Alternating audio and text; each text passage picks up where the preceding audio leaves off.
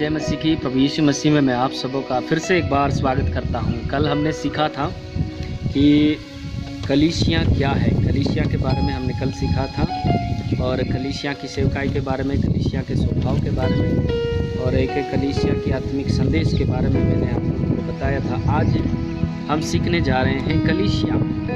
आपको ऐसे लगता होगा कि कलीसिया घर है, कलीसिया या फिर कोई स्थान है। नहीं, कलीसिया हम खुद हैं।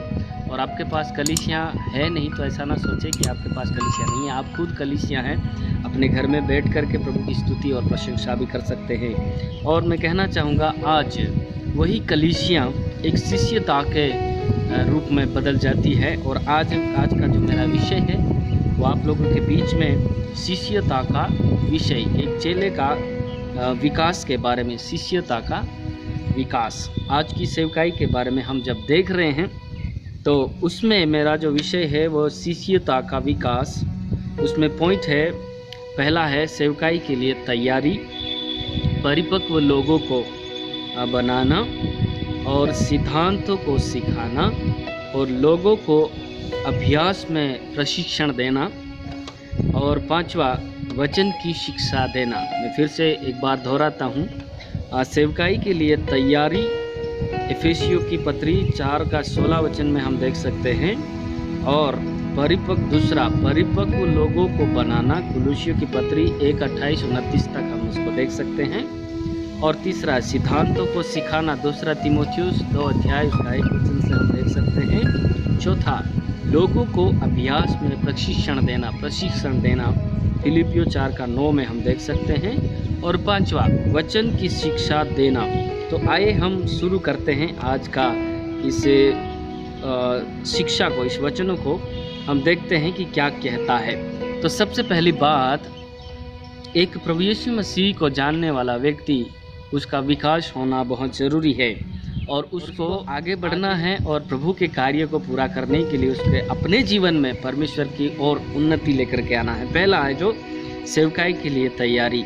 इफिसियों की पत्री उसका 4:16 कहता है, जिससे सारी देह हर एक जोड़ की सहायता के साथ मिलकर और एक साथ गढ़कर उस प्रभाव के अनुसार जो हर एक अंग के ठीक ठीक कार्य करने के द्वारा उसमें होता है, अपने आप को बढ़ाती है कि वह प्रेम में उन्नति करती जाए।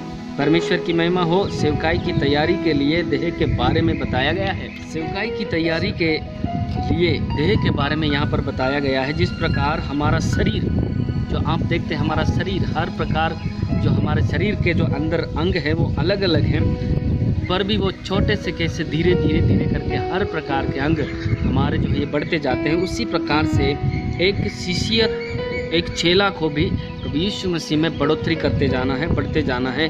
हर प्रकार के काम में उसको कलीसिया में आगे बढ़ते जाना है। चलो आगे बढ़ते हैं। दूसरा जो पॉइंट है वो परिपक्व लोगों को बनाना। यदि आप एक चर्च चलाते हैं, एक मंडली चलाते हैं, आपके पास बहुत सारे लोग आते हैं और उनमें से आपको ऐसे परिपक्व लोगों को चुनना है और प्रभु की सेवकाई के लिए उनको इस्तेमाल करना है। कुलुसियों की पत्री उसका 1:28-29 कहता है, जिसका प्रचार करके हम हर एक मनुष्य को चेतावनी देते हैं और सारे ज्ञान से हर एक मनुष्य को सिखाते हैं कि हम हर एक व्यक्ति को मसीह में सिद्ध करके उपस्थित करें। 29 कहता है, उसी के लिए मैं उसकी उस शक्ति के अनुसार जो मुझ में सामर्थ्य के साथ प्रभाव डालती है तन मन लगाकर परिश्रम भी करता हूँ। पौलुस इस प्रकार से कहता है। पौलुस अपना खुद का जीवन और यीशु का जीवन चरित्र के अनुसार लोगों को परिपक्व लोगों को बनाने के लिए बता रहा है। जहाँ इस वचन को जब हम देखते हैं, यहाँ पर हर मनुष्य को चेतावनी देते हुए सिखाते जाना है और उनको परिपक्व यानी परमेश्वर के वचनों में परिपक्व बनाते जाना है। परमेश्वर के वचनों को सिखाते जाना है, परमेश्वर के वचनों में उसको दृढ़ और मजबूत करते जाना है, यानी उसके अंदर की हर एक गुणों को जान करके परमेश्वर की महिमा के लिए उनको इस्तेमाल करना है। तीसरा पॉइंट है जो सिद्धांतों को सिखाना। 2 तीमुथियुस उसका 2:1 कहता है, मेरे प्रियो, यहाँ पर इस प्रकार से लिखा है, इसलिए है मेरे पुत्र, तो उस अनुग्रह से जो मसीह यीशु में है बलवंत होता जा। पौलुस तीमुथियुस को कहता है कि इसलिए है मेरे पुत्र, तुम उस अनुग्रह से जो मसीह यीशु में है बलवंत होता जा। पौलुस की ओर से जो उस जीवन की प्रतिज्ञा के अनुसार जो मसीह यीशु में है, परमेश्वर की इच्छा से पौलुस कहता है। यहाँ वही तीमुथियुस है जबकि जवान है, जो कि पौलुस तीमुथियुस को प्रिय पुत्र कहता है और विश्वास योग्य सहकर्मी भी कहता है। पौलुस तीमुथियुस के बारे में इस प्रकार से कहा गया है, उसका जीवन, वो उसी जवान तीमुथियुस को पौलुस कहता है, ना दूध में ना खाने में परंतु मसीह यीशु के सिद्धांत में बलवंत होते जा। यानी पौलुस की योग्यता नहीं और किसी की योग्यता के अनुसार नहीं, परंतु जो मसीह का सिद्धांत है उसमें उसके अनुसार बलवंत होने के लिए बोल रहा है। इफिसियों की पत्री 6:10 के वचन के अनुसार, इसलिए प्रभु के और उसकी शक्ति के प्रभाव में बलवंत बनो। प्रभु यीशु के प्रभाव में परमेश्वर की स्तुति और महिमा हो। हमको किसी और के प्रभाव में नहीं बल्कि परमेश्वर के वचनों में प्रभाव, परमेश्वर के वचन के प्रभाव से हमें उसमें प्रभु यीशु मसीह में बलवंत होते जाना है। चौथा पॉइंट हम देखने के लिए जा रहे हैं। चौथा पॉइंट है लोगों को अभ्यास में प्रशिक्षण देना। लोगों को अभ्यास में प्रशिक्षण देना यानी सिखाना, समझाना, उसको अच्छी तरह से वचनों का ज्ञान देना। फिलिपियों की पत्री 4:9 कहता है, जो बातें तुमने मुझसे सीखी और ग्रहण की और सुनी और मुझसे देखी उन्हीं का पालन किया करो, तब परमेश्वर जो शांति का स्रोत है तुम्हारे साथ रहेगा। इसका मतलब है 4:8 के अनुसार जो बातें पवित्र है, चिंता से छुटकारे एवं परमेश्वर की शक्ति का अनुभव करने के लिए विश्वासियों का अपना ध्यान उन बातों पर लगाना चाहिए जो सत्य और आदरणीय, उचित और पवित्र हैं।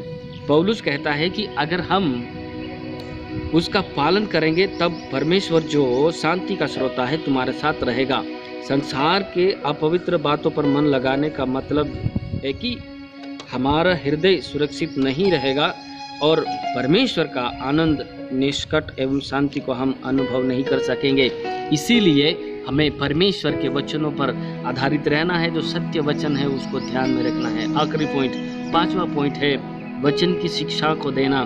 दूसरा तीमुथियुस उसका 2 अध्याय उसका 15 और 16 वचन जब हम देखते हैं, यहाँ पर इस प्रकार लिखा है, अपने आप को परमेश्वर का ग्रहण योग्य और ऐसा काम करने वाला ठहराने का प्रयत्न कर जो लज्जित होना न पाए और जो सत्य के वचन को ठीक रीति से काम में लाता हो पर अशुद्ध बकवास से बचा रहे, क्योंकि ऐसे लोग और भी अभक्ति में बढ़ते जाते हैं। देखिएगा, हर परमेश्वर का वचन सत्य वचन है और उसमें लिखने वाले बहुत सारे लोग हैं। विश्वासियों ने लिखा है, पवित्र आत्मा परमेश्वर के शब्द से लिखा हुआ है और बहुत सारी ऐसी बातें हैं जो हमें ध्यान से देखना जरूरी है।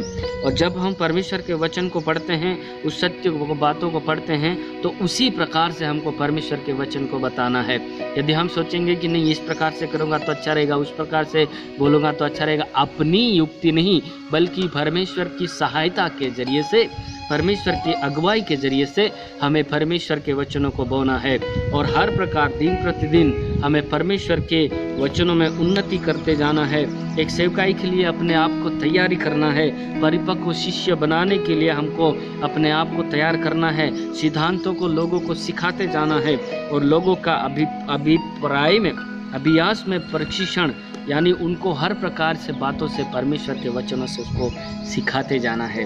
और आखिर में वचन की शिक्षा उनको देना है। हम ऐसा ना करें कि ऐसे कि बाहर से कहानियाँ ढूंढ के लाएं और करते रहें, बल्कि हमें परमेश्वर के वचनों से सीधे उनको प्रचार करना है और उनको वचनों में परिपक्व बनाना है। कई बार देखे जाते हैं कलीसियाओं में, कई बार हम ये सब बातें देखते हैं कि शुरुआत से लेकर के आखिरी तक सारा कुछ पास्टर ही करता है, क्योंकि उसके पास करने वाले कोई ऐसे लोग नहीं है, या हो सकता है कि उसने ऐसे लोगों को तैयार नहीं किया हो, या हो सकता है कि वो कुछ ही को आगे लाने की कोशिश में नहीं हो। लेकिन ऐसा ना हो कि आखिर में जब आप उस स्थान पर ना रहें तो वो स्थान खाली ना पड़ जाए। इसीलिए आपको अपने साथ भी चेला बनाने का ज़रूरत है। यदि ऐसा होता तो यीशु क्यों 12 चेलों को चुनते?